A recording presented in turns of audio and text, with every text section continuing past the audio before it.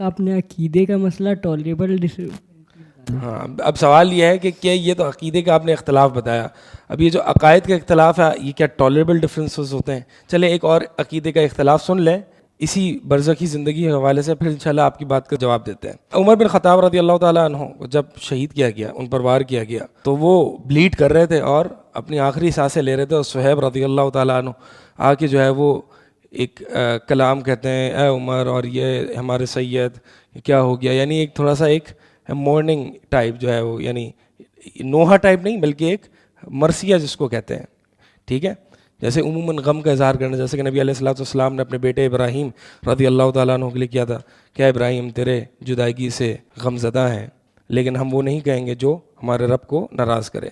تو اس طرح کے کلام کہنا یہ انشاءاللہ اس میں کوئی مسئلہ نہیں ہے۔ تو صہیب عمر بن خطاب کے پاس آ کے اس طرح کی باتیں کرنے لگے۔ عمر بن خطاب کہتے ہیں، اے صہیب تم یہ کیا کر رہے ہو، رو رہے ہو؟ اللہ کے نبی علیہ الصلوۃ والسلام نے فرمایا کہ ان المیت یعذب ببعض بکائی اہلہ علیہ، کہ میت کو عذاب دیا جاتا ہے اس کے اہل و عیال کے رونے کی وجہ سے، اس کے اہل و عیال کے بعض رونے کی وجہ سے، یعنی بعض رونا ایسا ہے جس کی وجہ سے ان کو عذاب نہیں ہوتا، لیکن بعض رونا ایسا ہے جس کو ان کی وجہ سے عذاب ہوتا ہے۔ عائشہ رضی اللہ تعالیٰ عنہ ام المؤمنین عمر بن خطاب کی اس بات کو سنتی اور کہتی ہیں کہ اللہ تعالیٰ عمر بن خطاب پر رحم فرمائے، ایسا نہیں ہو سکتا، کیونکہ قرآن میں اللہ تعالیٰ نے ذکر فرمایا کہ لا تزر وازرۃ وزر اخری، کہ کوئی نفس جو ہے وہ کسی دوسرے کا بوجھ نہیں اٹھائے گی۔ اب رو کوئی اور رہا ہے، عذاب اس کو کیوں ملے گا؟ اب یہاں پہ دو بڑے صحابہ کے درمیان اختلاف ہو گیا، اور کس معاملے میں؟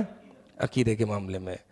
یعنی عبداللہ بن عمر رضی اللہ تعالیٰ عنہما اور عمر بن خطاب اور دیگر صحابہ اور سلف، اور یہ مسئلہ ابھی تک اختلافی ہے کہ میت کو رونے کی وجہ سے عذاب دیا جاتا ہے یا نہیں۔ مسئلہ یہ ہے، عمر بن خطاب اور دیگر صحابہ کا موقف یہ تھا کہ عذاب ہوتا ہے، کیونکہ حدیث واضح بخاری کی حدیث ہے۔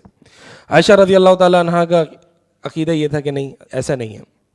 امام بخاری نے، اب دیکھیں قرآن کی آیت یہ ہے کہ کسی دوسرے کو اس کا بوجھ نہیں ڈالا جائے گا، یعنی جو انسان جس کو سزا ملے گی اس کے اپنے اعمال کی وجہ سے ہی ملے گی۔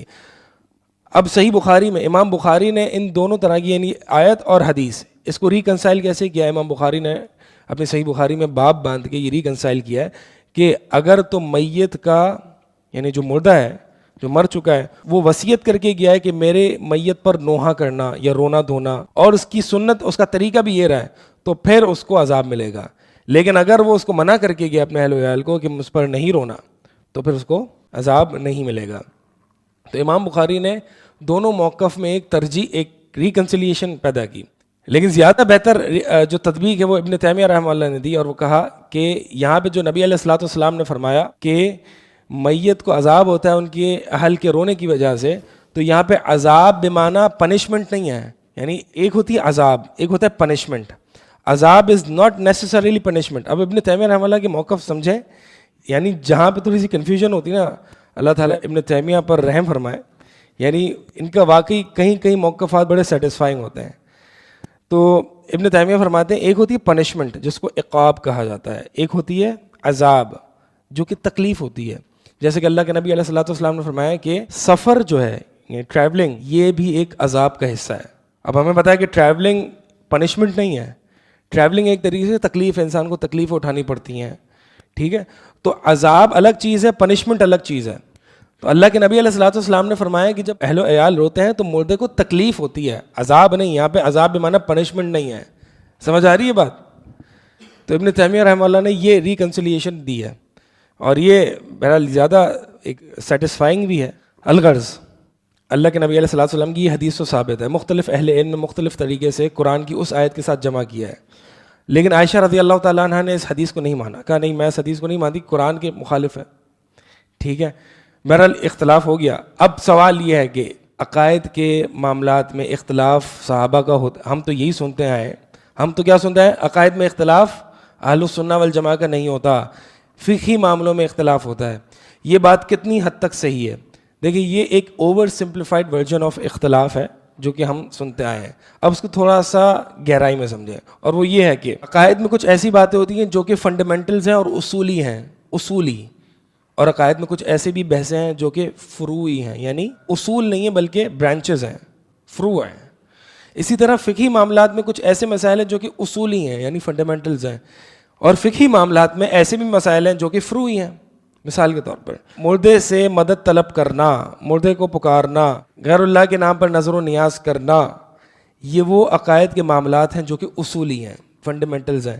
اس میں آپ کو اہل سنہ والجماعہ میں نبی علیہ الصلوۃ والسلام سے لے کر ابو بکر صدیق رضی اللہ تعالی عنہ سے لے کر آج تک کے علماء میں کہیں اختلاف نہیں ملے گا. فروعی عقائد کے مسائل یعنی ایسے عقیدہ جو کہ جن کا تعلق فروعی مسائل سے ہو. مثال کے طور پر جیسے کہ یہ مسئلہ، اسی طرح اس سے پہلے کون سا مسئلہ ذکر کیا؟ مردے کا سننا. اسی طرح یہ بھی مسئلہ ذکر کیا جاتا ہے کہ اللہ تعالیٰ نے پہلے قلم کو پیدا کیا یا عرش کو. شرح عقیدہ طحاویہ وغیرہ میں یہ بحثیں ہیں. یہ وہ بحثیں ہیں جو کہ فروعی ہیں. اختلاف اہل السنہ والجماعہ کے اندر اصول میں نہیں ہو سکتا، چاہے اس کا تعلق عقیدے سے ہو یا فقہ سے ہو. اہل السنہ والجماعہ کا اختلاف فروعی مسائل میں ہو سکتا ہے، چاہے اس کا تعلق عقیدے سے ہو یا فقہ سے ہو. فقہ میں اصولی مسائل کیا ہوتا ہے؟ مثال کے طور پر نماز فجر میں 3 رکعت پڑھنا فرض ہے. ابھی فقہ ہے نا، بڑا فقہ ہے کہ نماز فجر میں 3 رکعت پڑھنا. کوئی کہتا ہے بھائی یہ تو فقہی اختلاف، میں نے عقیدے میں تھوڑی اختلاف کیا. لیکن آپ اس کو کیا کہو گے؟ گمراہ. اصولی مسائل میں جو اختلاف کرتا ہے وہ گمراہ ہو جاتا ہے. اسی لیے عقیدے کی بہت سی کتابوں میں موضوع پر مسح کرنے کا بھی باب باندھا جاتا ہے. اب موضوع پر مسح کرنا یہ تو فقہی معاملہ ہے، لیکن اہل السنہ والجماعہ کی جتنی عقائد کی کتابیں دیکھیں گے اس میں موضوع پر مسح کرنے کا بھی ایک باب ہے. سوال یہ پیدا ہوتا ہے یہ فقہی مسئلہ یہ عقیدے کی کتاب میں کہاں سے آ گیا؟ تو اس کا جواب یہ ہے کہ وہ فقہی اصولی مسئلہ ہے کہ جو اہل السنہ اور اہل البدع میں فرق کرنے والا ہے. جتنے بھی اہل البدع ہیں ان کا مسح علی الخفین، موضوع پر مسح کرنا کہیں نہ کہیں پرابلمٹک ہوتا ہے، جتنے بھی ہیں. صحیح؟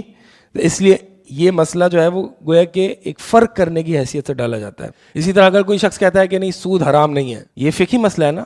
سود حرام نہیں ہے، یہ فقہی مسئلہ ہے یا عقیدے کا مسئلہ ہے؟ فقہی مسئلہ ہے. اب یہ اصولی مسئلہ ہے یا فروعی مسئلہ ہے؟ اصولی مسئلہ ہے. کیسے پتہ چل رہا ہے اصولی مسئلہ ہے یا فروعی مسئلہ ہے؟ وہ مسائل جو کہ صریح یعنی ایکسپلیسٹ اور کلیئر قرآن اور حدیث سے ثابت ہوں، جس میں اور میننگز کو لینا پاسبل نہ ہو، یعنی اور معانی کے احتمالات لینا پاسبل نہ ہوں. تو اگر کوئی شخص یہاں پہ اختلاف کرے گا تو یہ انٹالریبل ڈفرینس ہے. یہ اختلاف کہتے ہیں اختلاف غیر سائغ، غیر معتبر، اور یہ گمراہ کہلائے گا.